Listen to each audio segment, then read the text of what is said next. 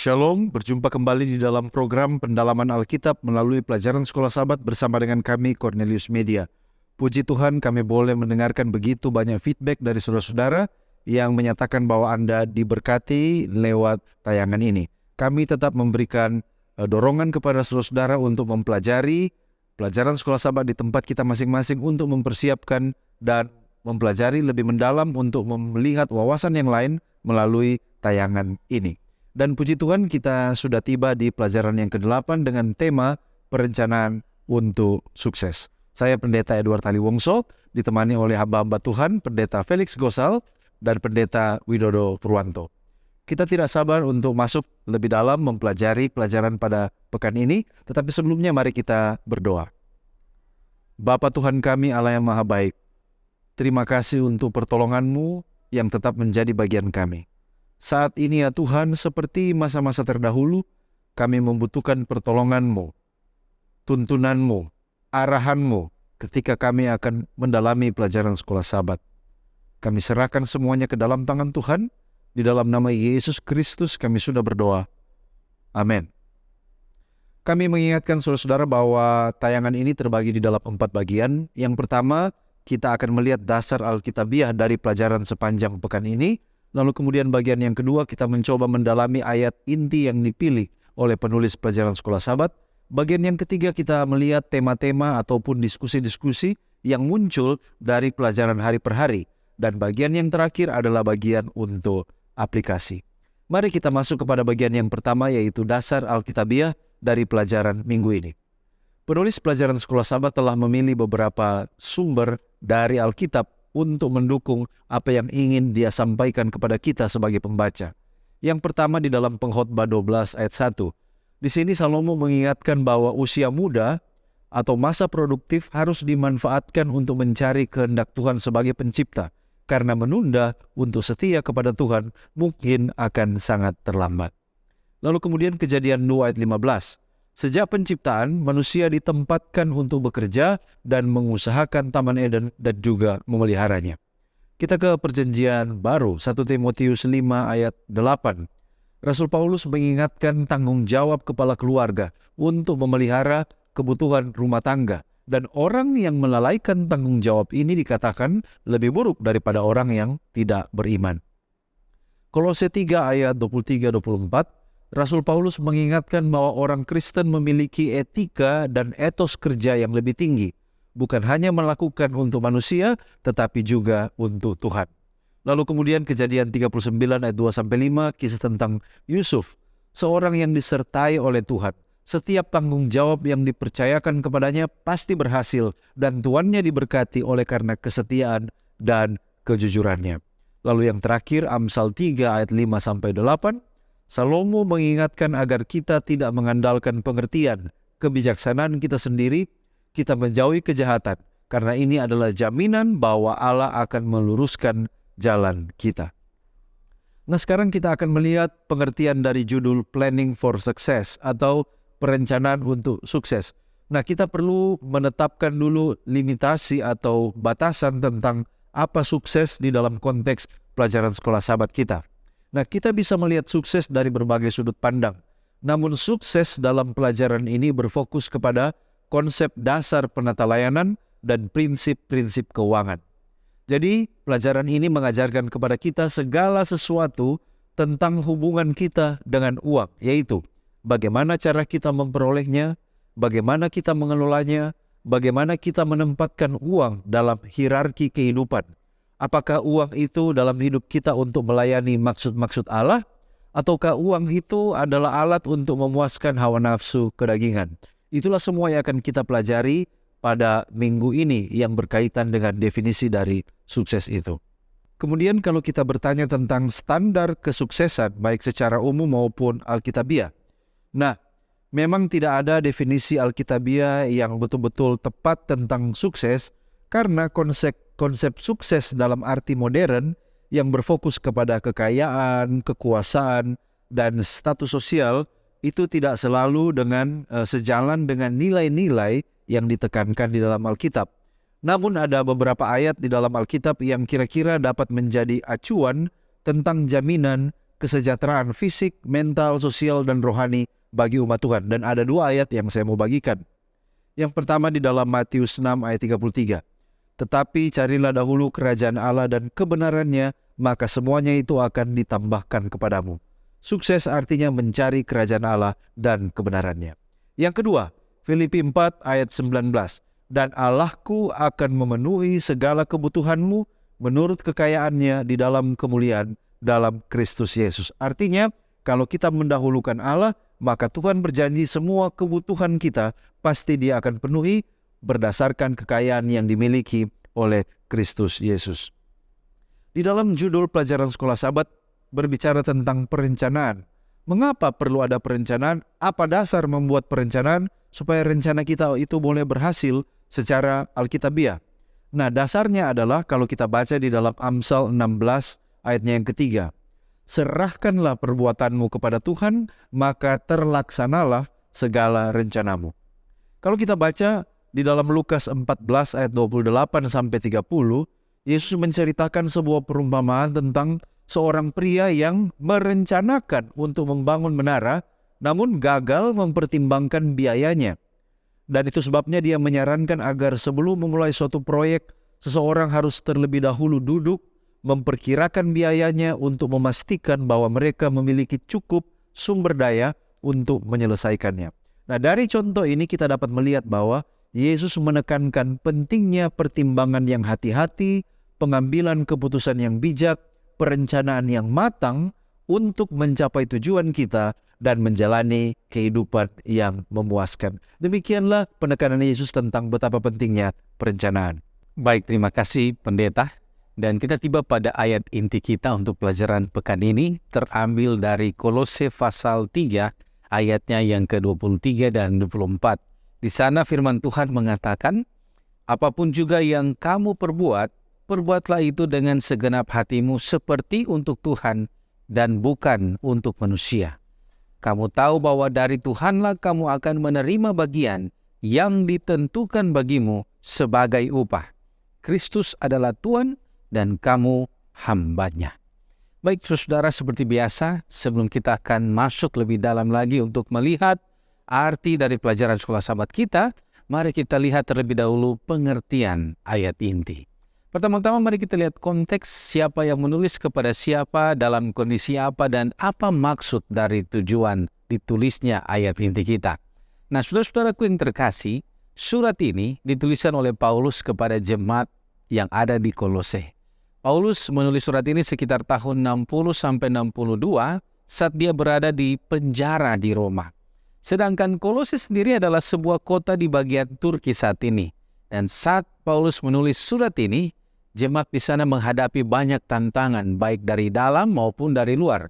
Dari dalam seperti ajaran-ajaran sesat dan dari luar yaitu seperti penganiayaan. Nah, tujuan dan maksud Paulus menuliskan ayat inti kita pada saat ini yaitu karena Paulus rindu untuk mengingatkan orang-orang percaya di Kolose bahwa apapun yang mereka lakukan, mereka harus melakukannya dengan sepenuh hati seolah-olah mereka bekerja untuk Tuhan dan bukan hanya untuk majikan manusia mereka. Nah, secara keseluruhan, tujuan Paulus dalam menulis Kolose 3 ayat 23 dan 24 ini adalah untuk mendorong orang percaya untuk melakukan pekerjaan mereka dengan perspektif Kristen, yaitu mengakui bahwa pekerjaan mereka adalah kesempatan untuk melayani dan memuliakan Allah. Nah, di dalam ayat inti kita ada satu frase yang mengatakan, ekspresi yang mengatakan, apapun yang kamu perbuat, ya, apapun. Nah, apa maksudnya apapun ini? Dan apa saja batasannya? Nah, saudara-saudara, konteks langsung dari ayat ini adalah instruksi Paulus kepada budak-budak yang saat itu adalah orang Kristen, anggota jemaat, yang merupakan bagian penting dari struktur sosial dunia kuno pada zaman itu. Dan Paulus menasihati mereka untuk taat pada tuan mereka di dunia ini. Di dalam frase ini kita melihat bahwa Paulus mendorong budak untuk bekerja dengan dedikasi dan ketulusan seolah-olah mereka bekerja untuk Tuhan. Jadi apa saja yang diminta oleh Tuhan mereka, lakukan. Apa saja yang disuruh, lakukan itu dengan segenap hati. Namun saudara-saudara, ekspresi apa saja yang kamu perbuat tentu memiliki batasan. Nah, kita akan lihat itu contohnya di dalam Kisah pasal 5 ayat 29, Petrus mengatakan bahwa kita harus lebih taat kepada Allah daripada kepada manusia. Nah, sehubungan dengan ayat ini tentu Paulus tidak menyarankan kita untuk memiliki penurutan yang buta. Tetapi justru Paulus mendorong umat Kristen untuk memahami apa yang kita lakukan itu adalah pelayanan untuk Yesus. Jadi jika perintah yang diberikan oleh Tuhan kita melawan hukum Tuhan, maka Alkitab mengajarkan kita untuk tidak berkompromi dengan iman kita. Nah, kemudian di dalam ayat inti kita juga ada ekspresi yang mengatakan, perbuatlah dengan segenap hatimu seperti untuk Tuhan. Nah, apa maksud dari ungkapan ini? Perbuat dengan segenap hati seperti untuk Tuhan. Nah, paling sedikit ada 5 penjelasan untuk hal ini. Yang pertama, saudara-saudara, kata Yunani yang digunakan di dalam teks ini, yaitu sepenuh hati, di dalam ayat ini dapat diterjemahkan sebagai jiwa atau hidup atau hati. Dan ini menunjukkan bahwa Paulus mendesak orang Kristen, orang percaya, untuk melakukan pekerjaan mereka dengan rasa gairah, antusiasme, dan komitmen yang mendalam. Kemudian penjelasan yang kedua dari ayat ini, dari ekspresi ini adalah, Paulus tidak hanya meminta umat Kristen untuk bekerja keras atau bekerja dengan kesungguh-sungguhan, tetapi juga menuntut dedikasi sepenuh hati terhadap tugas yang diberikan. Ini berarti bahwa kita dapat melakukan pekerjaan kita dengan sukacita, ada tujuan di sana daripada hanya sekedar melakukan apa yang disuruh. Yang ketiga, arti dari kata-kata ini adalah Paulus sementara memberikan pesan yang diarahkan khusus kepada budak Kristen yang mungkin merasa bahwa pekerjaan mereka tidak memiliki arti dan tujuan. Nah, dengan mendorong mereka untuk melakukan pekerjaan mereka seolah-olah mereka melayani Tuhan, Paulus menekankan di sini pentingnya menemukan makna dan tujuan dalam tugas yang paling sepele atau yang membosankan sekalipun. Kemudian yang keempat, arti yang keempat adalah melakukan pekerjaan kita dengan sepenuh hati, bukan hanya tentang memenuhi kewajiban kita di dunia, atau juga mencapai kesuksesan dalam karir kita. Ini pada akhirnya tentang memuliakan dan melayani Allah di atas dunia. Dengan melakukan pekerjaan kita dengan gairah dan komitmen, kita sementara mencerminkan karakter Allah dan menjalankan panggilan kita sebagai duta-duta surga di atas dunia. Dan yang kelima, yang terakhir adalah pada saat kita melakukan tugas kita dengan sepenuh hati, bukanlah sesuatu yang bisa kita lakukan sendiri. Itu membutuhkan kekuatan dan pemberdayaan dari Roh Kudus. Roh Kudus yang akan memberikan kita kekuatan, kebijaksanaan, dan panduan untuk melakukan segala sesuatu untuk kemuliaan Allah. Nah, saudara-saudara, Ellen G. White menulis di dalam Testimonies for the Church, jilid 4 halaman 626. Di sana dikatakan, orang yang mencintai pekerjaannya dan melakukan dengan tekun dan kesetiaan, menjadi karakter yang mulia dan menjadi semakin efisien dalam pekerjaannya. Kemudian juga dituliskan di dalam Testimonies for the Church, jilid 4 halaman 407. Di sana Roh Nubuat mengatakan, Tuhan menginginkan setiap orang dari kita untuk melakukan dengan tekun dan setia tugas-tugas posisi yang telah diberikan, melakukan yang terbaik yang kita bisa. Ya, baik, terima kasih pendeta. Dan di bagian ayat inti kita juga terdapat anak kalimat seperti untuk Tuhan dan bukan untuk manusia. Nah, apa standar Tuhan di bagian ini?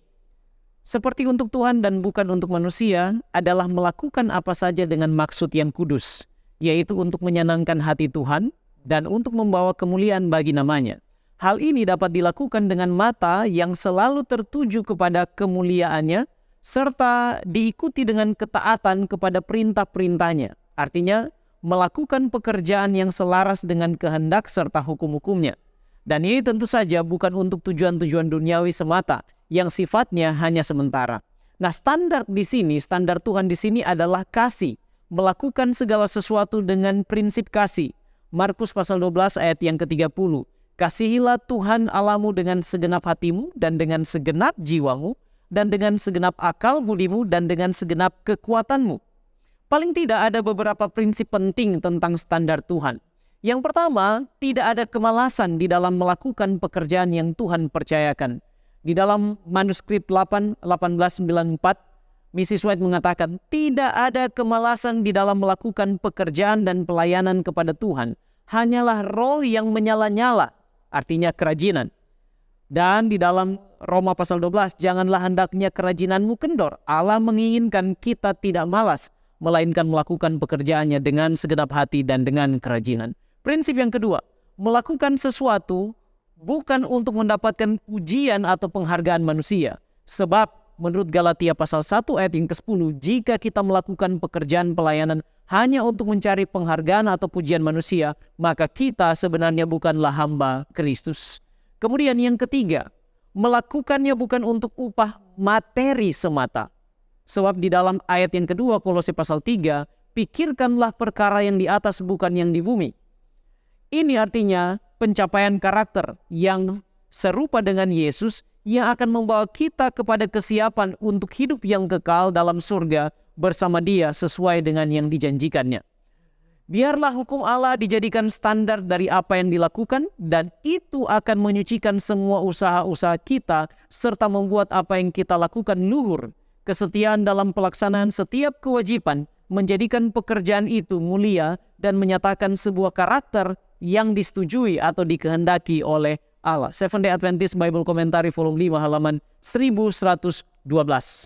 Nah, kemudian apa pengertian dari Tuhanlah kamu akan menerima bagian yang ditentukan bagimu sebagai upah? Upah apa di sana yang dimaksud? Kemudian di ayat inti kita bertanya kapan upah itu diterima? Di sini di dalam ayat inti kita Rasul Paulus sedang berbicara tentang perkara yang di atas bukan yang di bumi. Artinya upah yang telah ditentukan dan yang akan diberikan Yesus adalah upah surgawi yang sifatnya kekal.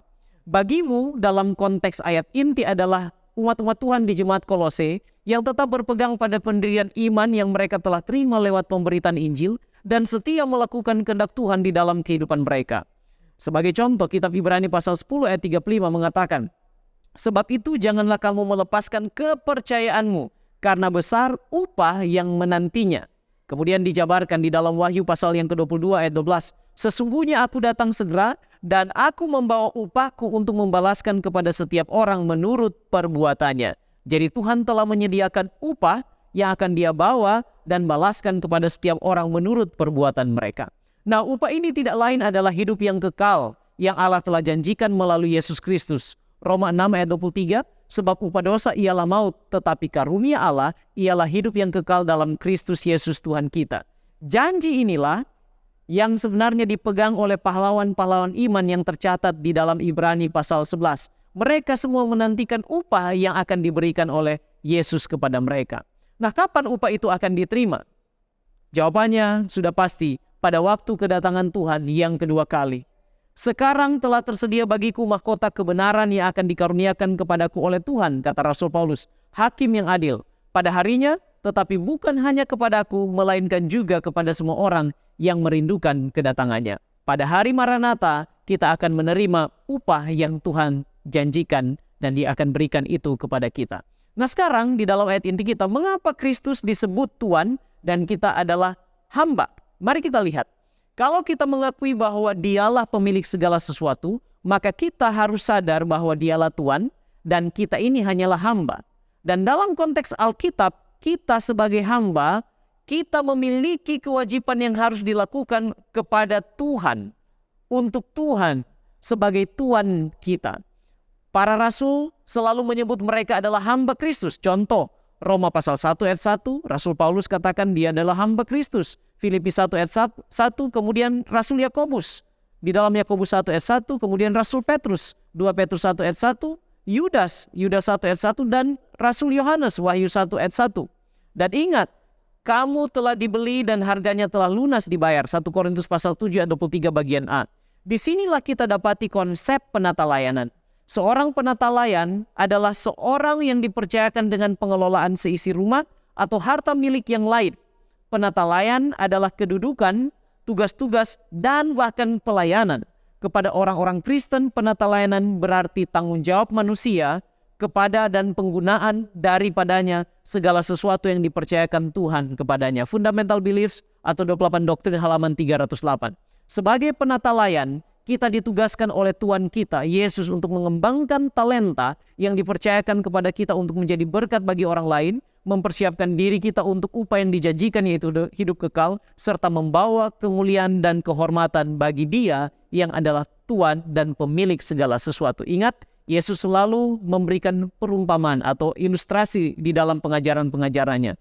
Contoh Matius 24 ayat 45-51, 25 ayat 14-30 adalah perumpamaan tentang talenta, antara hubungan antara hamba dan Tuhan. Kita adalah hamba, Yesus adalah Tuannya. Baik, terima kasih Pendeta.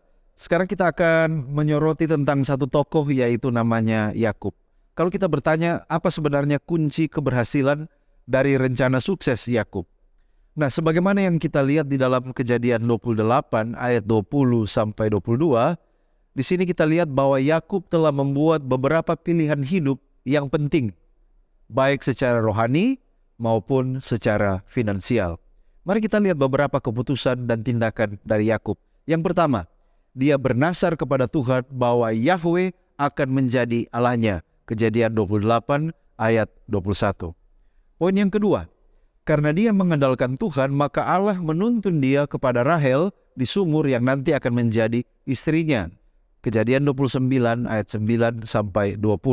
Lalu kemudian poin yang ketiga, mengapa dia sukses dan berhasil dalam hidupnya? Oleh karena dia bekerja dengan tekun, dengan sabar selama dia berada di rumah Laban. Nah, mungkin kita bertanya, bagaimana dengan pilihan? Apakah Yakub berhasil karena memang dia telah dipilih, karena dia berasal dari garis keturunan daripada Mesias yang nanti akan datang? Bagaimana dengan kita pada zaman ini? Bisakah kita dipilih juga untuk sukses? Nah, kalau kita pelajari kisah daripada Yakub, Yakub ini terkenal karena kisah hidupnya yang penuh dengan konflik dan cobaan. Dalam kisahnya, Yakub bersaing dengan saudaranya Esau untuk memperebutkan hak kesulungan. Ia juga mengalami pengalaman sulit dalam pernikahannya, terutama saat ia mendapatkan bahwa istri-istri yang bertikai satu sama lain. Namun, Yakub dikenal sebagai seorang pria yang tekun dalam iman dan percaya kepada janji-janji Allah. Ia merenungkan tentang janji-janji Allah kepada Abraham dan Ishak, dan dia juga menerima berkat dari Allah ketika ia berjuang melawan malaikat. Nah, meskipun mengalami banyak cobaan dan kesulitan, Yakub tetap setia pada imannya dan pada Allahnya. Kalau begitu, kesimpulan apa yang bisa kita ambil? Kesimpulannya adalah, walaupun saudara dan saya, kita adalah orang-orang terpilih di dalam Kristus Yesus, itu tidak berarti bahwa kita boleh bermalas-malasan, tidak produktif, dan menyerah kepada keadaan. Sama seperti Yakub yang bergumul, kita juga harus bergumul untuk memperoleh kesuksesan di dalam hidup ini. Kalau kita melihat kutipan Roh Nubuat di dalam buku Education halaman 135, di sana dikatakan, tidak ada cabang usaha yang sah di mana Alkitab tidak memberikan persiapan yang penting. Prinsip ketekunan, kejujuran, hemat, kesederhanaan, dan kemurniannya adalah rahasia kesuksesan sejati. Prinsip-prinsip ini sebagaimana dinyatakan dalam kitab Amsal merupakan perbendaharaan hikmat yang praktis. Jadi saudaraku, kita tetap harus berusaha, bergumul untuk mencapai kesuksesan yang sejati. Baik, terima kasih Pendeta. Dan selanjutnya mari kita lihat pokok diskusi tentang perencanaan sukses. Bagaimana bekerja keras dan bijak di dalam bekerja. Nah, saudara, mungkin kita bertanya bagaimana menjadi pekerja yang dapat bekerja dengan keras dan bijak sebagaimana di dalam Pengkhotbah 9 ayat 10. Nah, saudara-saudara, di dalam Pengkhotbah 9 ayat 10 di sana Alkitab mengatakan bahwa segala sesuatu yang dijumpai tanganmu untuk dikerjakan, kerjakanlah itu sekuat tenaga. Karena tidak ada pekerjaan, pertimbangan, dan pengetahuan dan hikmat dalam dunia orang mati, kemana engkau akan pergi. Nah, ada 5 hal yang dapat kita lakukan untuk menjadi pekerja yang keras dan bijak. Yang pertama, yaitu bekerja dengan tekun.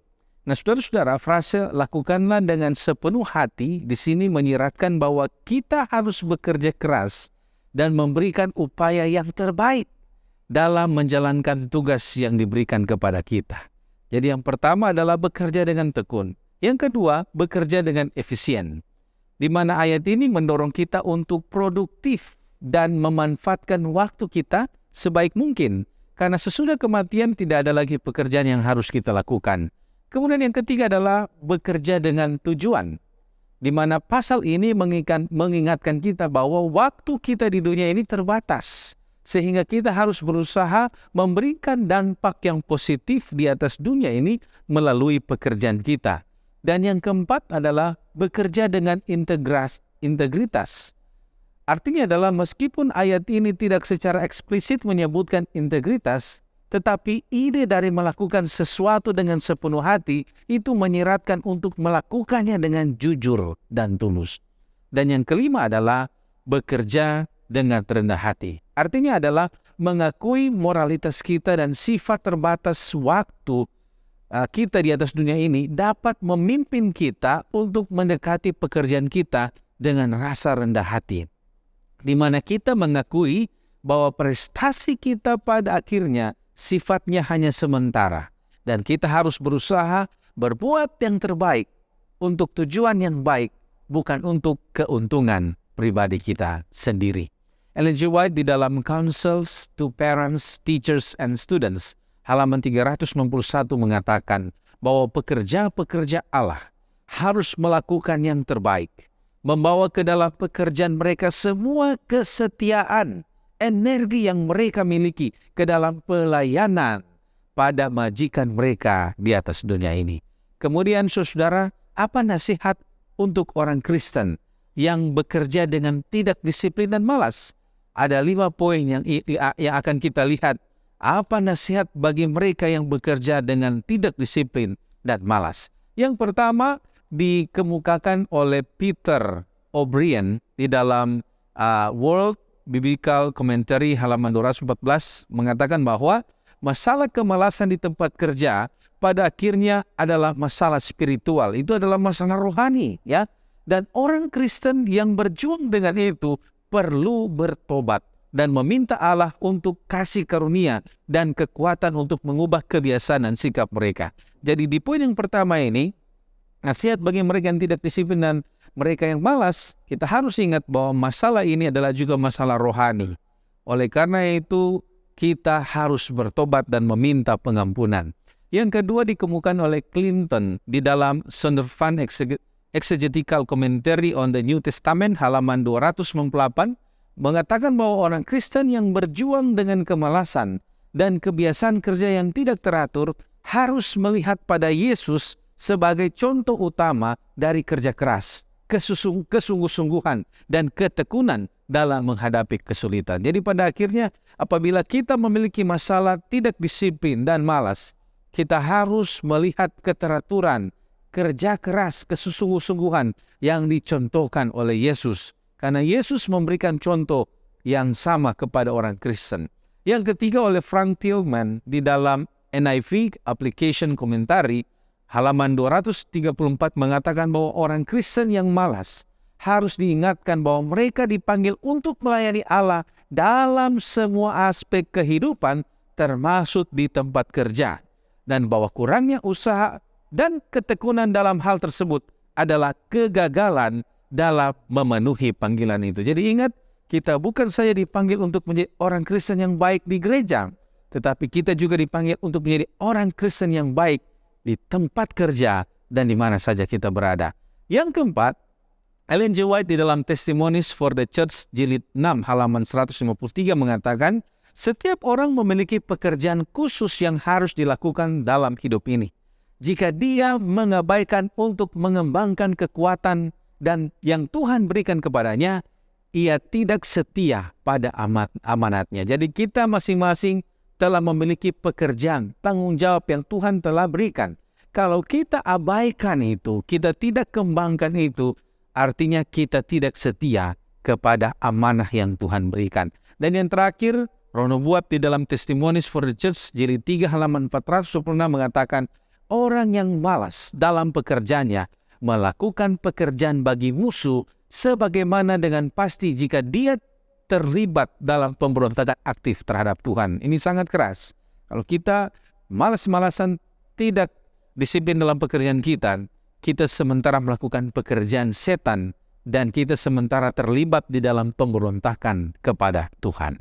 Ya baik, terima kasih pendeta. Dan pokok penting lainnya, apa nasihat firman Allah untuk jadi umat yang produktif? Nah, di sini kita akan mendefinisikan apa pengertian produktif dan apa yang harus kita lakukan untuk menjadi umat Tuhan yang produktif. Sebagai umat Tuhan sekaligus penatalayan Allah, kita harus menjadi umat yang produktif. Artinya, menjadi umat Tuhan yang menghasilkan sesuatu. The Britannica Dictionary mengatakan mampu bekerja keras dan menghasilkan output atau hasil-hasil yang baik serta maksimal. Prinsip dasarnya adalah Kejadian 1 ayat yang ke-28. Allah memberkati mereka, lalu Allah berfirman kepada mereka, beranak cuculah dan bertambah banyak, penuhilah bumi dan taklukkanlah itu. Pada dasarnya kita diciptakan untuk to be fruitful, untuk berbuah. Nah, kemudian Alkitab memberi nasihat agar umat Allah gemar bekerja. Amsal 14 ayat 23, dalam tiap jeripaya ada keuntungan, tetapi kata-kata belaka mendatangkan kekurangan saja. Melakukan segala sesuatu seperti melakukan untuk Tuhan. Ayat inti kita tadi katakan, dan bukan untuk manusia. Ini yang Alkitab nasihatkan bagi kita. Kemudian Pengkhotbah pasal 9 ayat 10. Segala sesuatu yang dijumpai tanganmu untuk dikerjakan, kerjakanlah itu sekuat tenaga. Karena tidak ada pekerjaan, pertimbangan, pengetahuan, dan hikmat dalam dunia orang mati. Kemana engkau akan pergi? Kemudian di dalam 2 Tesalonika 3 ayat 10. Jika seorang tidak mau bekerja, kata Rasul Paulus, janganlah ia makan. Lantas apa yang harus kita lakukan supaya menjadi umat Tuhan yang produktif? Yang pertama, saya mau bagikan 7 prinsip. Yang pertama, mengerjakan pekerjaan yang dipercayakan itu dengan bijaksana. Efesus 5 ayat 15-17 diajarkan untuk kita bertumbuh dan mencari hikmat, kebijaksanaan supaya kita menjadi arif di dalam melakukan pekerjaan yang dipercayakan kepada kita supaya kita boleh menjadi produktif. Yang kedua, bekerja untuk menjadi berkat di mana saja kita berada. Yeremia 29 ayat 7, usahakanlah kemakmuran tempat di mana engkau bekerja. Jadilah berkat untuk orang-orang di sekitar Anda. Yang ketiga, melakukan pekerjaan-pekerjaan yang baik, yang benar, bukan yang tidak benar atau yang tidak halal. Efesus 2 ayat 10, karena kita diciptakan untuk melakukan pekerjaan-pekerjaan baik, yaitu pekerjaan-pekerjaan yang dimaksudkan Allah bagi umat-umatnya untuk menjadi produktif. Amsal 18 ayat 9, jauhilah kemalasan, sebab orang-orang yang malas dekat dengan para perusak. Jadi kita dianjurkan untuk menjauhi kemalasan, sebaliknya kita dianjurkan untuk rajin, untuk terus bekerja keras, rajin. Kemudian prinsip yang kelima, kerjalah dengan integritas, harus jujur dan menurut hukum, serta utamakan Tuhan. Matius 6 ayat 33, carilah dahulu kerajaan Allah dan kebenarannya, maka semuanya akan ditambahkannya kepadamu. Dan ingat, prinsip yang keenam, kita harus bekerja dengan iman, percaya bahwa segala berkat yang Tuhan mau percayakan itu didesain untuk kita nikmati di dalam kehidupan kita. Roma 8 ayat 28, kita tahu sekarang bahwa Dia turut bekerja dalam segala sesuatu untuk mendatangkan kebaikan bagi kita. Dan yang terakhir, lakukanlah semuanya itu untuk kemuliaan nama Tuhan. Kolose 3 ayat 23 dan 4, 1 Korintus 10 ayat yang ke-31. Inilah 7 prinsip di mana kita boleh diajar untuk menjadi umat Tuhan yang produktif. Nah, apakah yang harus dilakukan kalau kita belum produktif dalam hidup dan di dalam pekerjaan pelayanan kita? Firman Tuhan katakan, belajarlah kepada semut dan jadilah bijak. Artinya kita perlu memperbaiki diri dari hari lepas hari, mencari petunjuk Tuhan dan jangan berdiam diri saja. Mari saya bacakan Amsal 6 ayat 6 sampai dengan ayat yang ke-11 dan kita ambil pelajaran. Hai pemalas, pergilah kepada semut, perhatikanlah lakunya dan jadilah bijak. Biarpun tidak ada pemimpinnya, pengaturnya atau penguasanya, ia menyediakan rotinya di musim panas dan mengumpulkan makanannya pada waktu panen. Hai pemalas, berapa lama lagi engkau berbaring? Bilakah engkau akan bangun dari tidurmu? Tidur sebentar lagi, mengantuk sebentar lagi, melipat tangan sebentar lagi untuk tinggal berbaring. maka datanglah kemiskinan kepadamu seperti seorang penyerbu dan kekurangan seperti orang yang bersenjata. Kita perlu belajar memperbaiki diri, jangan berdiam diri saja. Dan Nyonya White katakan, orang-orang muda perlu diajar dalam bahwa hidup adalah tentang pekerjaan, tanggung jawab dan pemeliharaan hidup yang sifatnya haruslah sungguh-sungguh. Mereka memerlukan sebuah pelatihan yang akan menyiapkan mereka hidup dalam praktek kehidupan. Bukan hanya knowledge saja. Pria dan wanita yang bisa ketika dilatih mengatasi kondisi-kondisi darurat dalam hidup mereka. Mereka harus belajar disiplin hidup yang sesuai aturan, pekerjaan yang dikelola dengan baik, yang sifatnya penting, serta bukan hanya untuk kehidupan saja, tetapi menolong mereka untuk berkembang dalam semua situasi kehidupan yang ada. Education, chapter yang ke-24. Baik, terima kasih pendeta. Sekarang kita akan melihat peranan dari integritas di dalam seseorang itu mencapai kesuksesannya. Nah, apakah melakukan pekerjaan dengan integritas itu sesuai dengan definisi Alkitab dan juga Roh Nubuat? Ada beberapa ayat yang saya mau bagikan tentang integritas, betapa pentingnya integritas itu di dalam seseorang mencapai keberhasilan. Yesaya 26 ayat 7. Jejak orang benar adalah lurus, sebab engkau yang merintis jalan lurus baginya. Orang yang benar dan orang yang lurus, Tuhanlah yang akan membuka, merintis jalan sehingga dia boleh juga berjalan dengan lurus. Amsal 10 ayat 9. Siapa bersih kelakuannya, aman jalannya. Tetapi siapa yang berliku-liku jalannya akan diketahui. Nah, dari dua ayat ini kita lihat bahwa keuntungan orang yang memelihara integritas, bahwa kehidupannya itu akan dipenuhi dengan ketentraman dan damai sejahtera. Lalu kemudian di dalam Roh Nubuat juga dalam buku Education halaman 243, dalam satu halaman ini ide yang sama diungkapkan berkali-kali bahwa integritas di dalam pekerjaan sehari-hari, ketekunan di dalam pengamatan kebenaran dan keadilan, ketulusan dalam menunjukkan kasih dan kebaikan, ini semua yang akan menuntun orang kepada keberhasilan yang besar. Lalu kemudian di dalam buku Steps to Christ halaman 57, ide yang sama dinyatakan bahwa integritas jiwa yang teguh dan tidak dapat digoyahkan itu sangat diperlukan. Oleh karena tidak ada pekerjaan yang dapat menghasilkan kebahagiaan yang sejati atau membangun karakter tanpa integritas yang benar. Nah, banyak orang yang kemudian memilih untuk meninggalkan Tuhan demi memburu kesuksesan atau keberhasilan di dalam bisnis mereka. Apa nasihat yang bisa kita ambil untuk kasus seperti ini? Nah, kalau kita membaca dalam buku Patriarchs and Prophets halaman 536, ide yang terus-menerus diungkapkan di sana bahwa rahasia sejati kesuksesan dalam hidup adalah mengetahui pekerjaan yang Allah tentukan bagi kita untuk kita lakukan dan melakukan dengan segenap kemampuan kita. Artinya, seseorang tidak boleh lupa bahwa mengapa dia bekerja. Mengapa dia memperoleh posisi tertentu? Mengapa dia memperoleh kekuasaan tertentu? Itu oleh karena ditunjuk oleh Allah sendiri. Kemudian di dalam buku Colporteur Ministry halaman 106, di sana dikatakan rahasia kesuksesan adalah penyatuan kekuatan ilahi dengan usaha manusia. Mereka yang mencapai hal terbesar adalah mereka yang paling mengandalkan tangan yang Maha Kuasa. Kembali lagi diingatkan kepada kita bahwa rahasia keberhasilan bukan oleh karena pengalaman saya, bukan oleh karena kerja keras saya saja, tetapi ini oleh karena gabungan kerja keras saya yang saya serahkan ke dalam tangan Tuhan. Kalau kita menyadari akan hal-hal ini, maka kita tidak akan menjadi sombong, apalagi melupakan Tuhan di dalam kita mencari keberhasilan, kesuksesan di dunia ini. Baik, terima kasih pendeta. Dan saudara-saudara, kita tiba pada aplikasi pelajaran sekolah sahabat kita. Nah, pada bagian aplikasi ini, kita akan melihat bagaimana kita dapat membuat perencanaan. Tetapi kita terbatas oleh karena pendidikan, oleh karena pengetahuan, ataupun oleh karena bakat, talenta, kemampuan, keterampilan kita yang terbatas. Bagaimana kita mengembangkan agar supaya kita sukses? Nah, ada 5 cara yang akan saya bagikan kepada kita semua. Yang pertama adalah mari kita cari hikmat dan panduan dari Allah. Ini dikemukakan oleh Statement di dalam How to Plan for the Future. Di sana dia mengatakan bahwa Alkitab mengajarkan bahwa Allah adalah sumber segala hikmat dan pengetahuan. Amsal 2 ayat 6.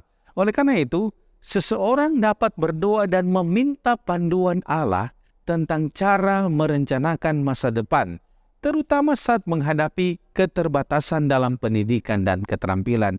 Jadi hal yang pertama, kalau kita memiliki keterbatasan dan kita mau untuk merancangkan kehidupan kita untuk masa yang akan datang, maka kita perlu berdoa dan mencari hikmat dari surga. Itu yang pertama. Yang kedua adalah, mari tetapkan tujuan yang realistis yang dapat dicapai. Ya, di dalam Notes on Proverbs oleh Thomas Constable, di sana dikatakan bahwa merencanakan masa depan membutuhkan menetapkan tujuan yang realistis dan dapat dicapai berdasarkan situasi saat ini. Nah, para sarjana Alkitab mungkin menyarankan untuk fokus pada pengembangan keterampilan dan pendidikan dalam kemampuan seseorang daripada mencoba mencapai sesuatu di luar kemampuan seseorang. Jadi kalau kita ingin berkembang, merencanakan sesuatu untuk masa depan, untuk kesuksesan kita, mari kita mulai dengan tujuan-tujuan yang realistis yang dapat kita capai. Kemudian yang ketiga adalah rajin dan gigih. Ya, di dalam an introduction and commentary oleh Tyndale, New Testament Commentaries halaman 72 sampai 73, di sana dikatakan meskipun memiliki keterbatasan pendidikan dan keterampilan, seseorang masih bisa bekerja keras dan gigih untuk mencapai tujuannya. Alkitab mengajarkan bahwa kerajinan dan ketekunan adalah kualitas yang penting untuk kesuksesan. Itu menurut Amsal 13 ayat 4 dan 2 Petrus 1 ayat 5 sampai 7. Kemudian yang keempat adalah mari cari kesempatan untuk pertumbuhan dan peningkatan. Ya, di dalam An Expositional Commentary mengatakan bahwa meskipun memiliki keterbatasan, seseorang masih dapat mencari kesempatan untuk meningkatkan pendidikan dan keterampilannya.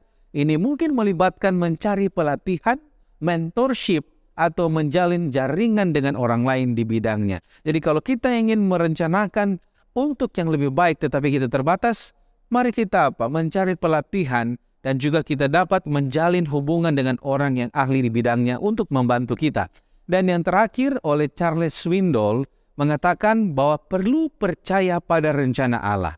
Jadi pada akhirnya para sarjana Alkitab mungkin menyarankan bahwa bahkan dengan perencanaan dan usaha terbaik, masa depan seseorang pada akhirnya bergantung pada rencana dan tujuan Allah. Oleh karena itu, percaya pada rencana dan tujuan Allah untuk hidup seseorang dapat membawa kedamaian dan keyakinan bahkan di tengah keterbatasan dan ketidakpastian. Buat di dalam Pendidikan halaman 244 mengatakan bahwa semua orang tidak memiliki kemampuan yang sama. Beberapa pikiran lebih komprehensif daripada yang lain, dan beberapa memiliki peluang yang lebih besar daripada yang lain. Namun, setiap orang dapat berguna di bidangnya jika ia memanfaatkan kemampuannya sebaik mungkin, sebagaimanapun kecilnya kemampuan itu. Di dalam Pekerja Injil halaman 103, Ellen G. White mengatakan, jangan menunggu orang lain mendorongmu maju. Jangan puas dengan kemajuan yang lambat dalam kehidupan ilahi. Biarkanlah Kristus bekerja sama dengan usaha Anda, maka Anda akan membuat kemajuan yang pesat. Bergeraklah maju dengan iman, dengan tekad dan sungguh-sungguh dan tekun. Kembangkan bakat yang telah diberikan Allah padamu. Ketika kamu berusaha untuk mencapai, Dia akan bekerja bersamamu. Anugerahnya akan cukup untuk membantumu mengatasi setiap rintangan. Nah, mungkin kita bertanya-tanya, apa peran yang organisasi gereja harus buat supaya anggota bisa membuat perencanaan sukses dan berhasil? Nah, mari kita lihat ada beberapa poin tentang hal ini. Yang pertama adalah tujuan dari gereja adalah untuk memberikan arahan dan dukungan. Di dalam buku The Missional Church in Perspective, Mapping Trends and Shaping the Conversation, mengatakan gereja dapat memberikan arahan dan dukungan kepada anggotanya dengan memberikan akses ke pengajaran Alkitab, konseling, dan pembinaan. Ini dapat membantu anggota untuk mengembangkan rasa tujuan dan arah yang kuat dan membuat keputusan yang bijaksana tentang hidup mereka. Kemudian yang kedua adalah mendorong komunitas dan persekutuan. Di dalam Church in the Power of the Spirit, a contribution to Messianic Ecclesiology, di sana mengatakan bahwa gereja dapat menciptakan rasa komunitas dan persekutuan di antara anggotanya yang dapat memberikan dukungan emosional dan motivasi untuk mencapai tujuan. Hal ini dapat dilakukan melalui kebaktian rutin, kelompok kecil, dan bentuk-bentuk lain dari pelayanan kepada masyarakat. Jadi dengan mendorong komunitas kita, di sana akan ada dorongan emosional, motivasi untuk mencapai tujuan bersama di dalam kelompok-kelompok kecil. Kemudian yang ketiga adalah mendorong akuntabilitas. Di dalam a community of character toward a constructive Christian social ethnic. Di sana mengatakan bahwa gereja dapat membantu anggotanya untuk tetap bertanggung jawab dengan menetapkan tujuan dan secara teratur memeriksa kemajuan. Ini dapat dilakukan melalui hubungan pembinaan, kelompok akuntabilitas, dan bentuk-bentuk lain dari dukungan. Hal yang keempat adalah menumbuhkan budaya pelayanan. Ini juga sangat penting ya. Di dalam buku Transformational Church, Creating a New Scorecard for Congregation, mengatakan bahwa gereja dapat mendorong anggotanya untuk menggunakan keterampilan dan bakat mereka untuk melayani orang lain, yang dapat membantu mereka untuk mengembangkan rasa tujuan dan pemenuhan. Ini dapat dilakukan melalui perjalanan misi, kemudian proyek, pelayanan masyarakat, dan bentuk-bentuk lain dari pelayanan kepada masyarakat. Dan yang terakhir, yang kelima, peran gereja untuk membantu anggotanya menetapkan tujuan-tujuan dan juga semua perencanaan untuk sukses adalah dengan memberikan sumber daya dan pelatihan. Di dalam Transforming Mission, Paradigm Shifts in Theology of Mission mengatakan, gereja dapat menawarkan sumber daya dan pelatihan kepada anggotanya untuk membantu mereka mengembangkan keterampilan dan pengetahuan yang dapat mengarah pada keberhasilan dalam berbagai bidang kehidupan. Ini dapat mencakup pelatihan keuangan, pelatihan keterampilan kerja, dan bentuk-bentuk praktis lainnya. Kemudian, Ellen G. White sendiri di dalam buku Kisah Para Rasul halaman 9 mengatakan, gereja harus menjadi tangan Tuhan yang membantu dalam melayani mereka yang membutuhkan. Testimonies for the Church jilid 9 halaman 117 juga Ellen G. White mengatakan adalah tugas gereja untuk mendidik dan melatih anggotanya untuk melayani. Ya baik, terima kasih pendeta. Dan sebagai penutup dari diskusi kita, apakah itu masih menjadi rencana Tuhan jika ada yang tidak berhasil atau tidak sukses dalam membuat perencanaan dan dalam hidup kita? Mari kita lihat apa yang dikatakan Nyonya White dalam buku Education, chapter yang ke-24. Pada mulanya, waktu penciptaan, pekerjaan diperuntukkan menjadi suatu berkat bagi manusia. Dan itu diadakan Tuhan untuk perkembangan mereka, baik kuasa maupun memberikan kebahagiaan kepada mereka. Namun, pada akhirnya manusia jatuh ke dalam dosa datang dan mengubah kondisi dunia. Namun sekalipun ada kekhawatiran, ada beban di sana, ada penyakit di sana, bekerja masihlah sebuah pelindung dan masihlah sebuah pelindung bagi pencobaan dan masihlah sebuah sumber bagi kebahagiaan dan pengembangan diri. Artinya, sekalipun gagal di sana, tetapi itu masih menjadi bagian dari rencana besar Allah untuk memulihkan manusia dari kejatuhan. Ingat, kalaupun kita gagal di satu kesempatan bukan berarti semuanya sudah berakhir. Allah masih turut bekerja dalam segala sesuatu mendatangkan kebaikan bagi kita yang mengasihi Dia dan yang terpanggil sesuai dengan rencana Allah. Mari kita tetap bekerja memperbaiki diri. Bukan berarti itu kegagalan di satu sisi menjadi kegagalan selama-lamanya. Tetapi kegagalan di satu pekerjaan menjadikan kita belajar dan bertumbuh lebih baik lagi.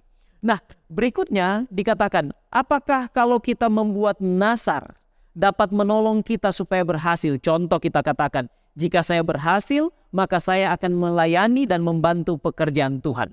Bukankah ini seperti take and give? Mari kita lihat. Allah sebenarnya sudah terlebih dahulu mengasihi kita. Kalau kita membaca di dalam 1 Yohanes pasal yang keempat ayat yang ke-19, dikatakan di sana demikian. Kita mengasihi karena Allah telah lebih dahulu mengasihi kita. Itulah sebabnya kita sudah menikmati berkat-berkat-Nya. Tidak perlu berjanji kalau Tuhan memberkati saya maka saya akan memberikan ini dan itu. Berkat itu tidak selalu berupa materi.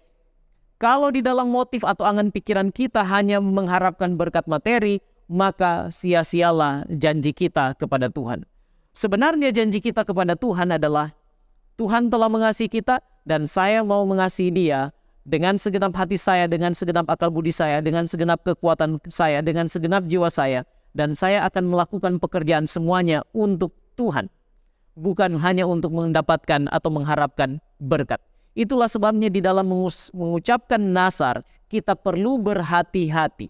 Amsal pasal yang ke-20 ayat 25 dikatakan di sana, suatu jerat bagi manusia ialah kalau ia tanpa berpikir mengatakan kudus dan baru menimbang-nimbang sesudah bernasar.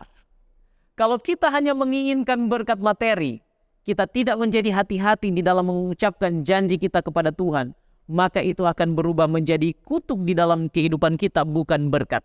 Itulah sebabnya marilah kita memberikan hidup kita, berjanji kepada Tuhan, saya mau mengasihi Tuhan dengan segenap hati seumur hidup saya, dan saya mau melakukan segala sesuatu untuk Tuhan dan untuk kemuliaan bagi namanya.